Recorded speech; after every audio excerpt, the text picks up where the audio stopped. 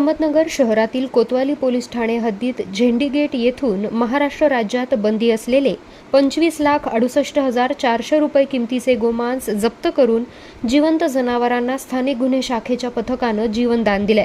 स्थानिक गुन्हे शाखेचे पथक गोमांस वाहतूक आणि विक्री करणाऱ्या इसमांची माहिती घेत असताना पथकास व्यापारी मोहल्ला झेंडी गेट येथे सरकारी शौचालयाजवळ जनावरांची कत्तल करण्याची मनाई असताना देखील गोवंशी जातीचे जिवंत जनावरांची कत्तल करून गोमांस टेम्पोमध्ये भरतात आणि गोवंशीय जातीची काही जिवंत जनावरे कत्तल करण्याच्या उद्देशानं निर्दयतेने जवळच असलेल्या शेडमध्ये डांबून ठेवली आहेत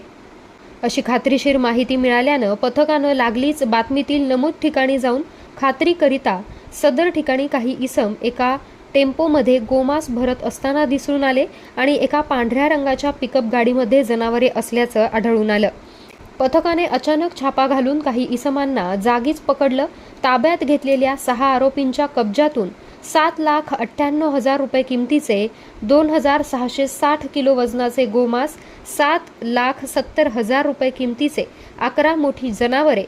6 लाख रुपये किमतीचा एक पांढऱ्या रंगाचा महिंद्रा पिकअप, 40,000 रुपये किमतीचा एक अशोका लेलँड कंपनीचा टेम्पो आणि 400 रुपये किमतीची लोखंडी सुरी आणि 70 असा एकूण 25,68,400 रुपये किमतीचा मुद्देमाल मिळून आल्यानं सर्व मुद्देमाल जप्त करून आरोपींविरुद्ध कोतवाली पोलीस स्टेशनमध्ये गुन्हा दाखल करण्यात आलाय। अधिक तपास कोतवाली पोलीस करत आहेत।